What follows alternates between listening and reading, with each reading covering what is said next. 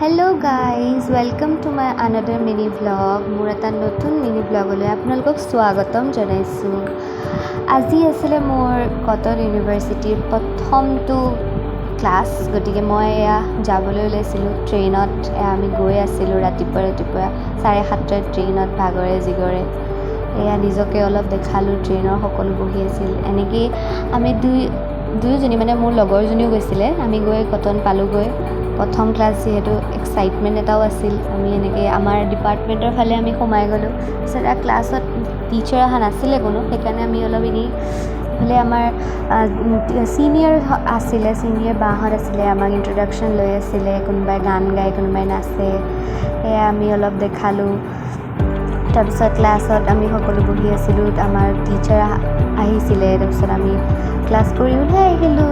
তাৰপিছত ওলাই অহাৰ পাছত এনেকৈ ঘৰলৈ যাবলৈ আৰু খোজকাঢ়ি আহি আছোঁ। তাৰপিছত অলপ সময় দুজনী বহি লৈ ফটো ছেশ্যন কৰিলোঁ, ফটো উঠি কৰি তাৰপিছত এয়া ট্ৰেইনৰ টিকেট কাটি আকৌ ঘৰলৈ উভতি আহিলোঁ। Bye bye.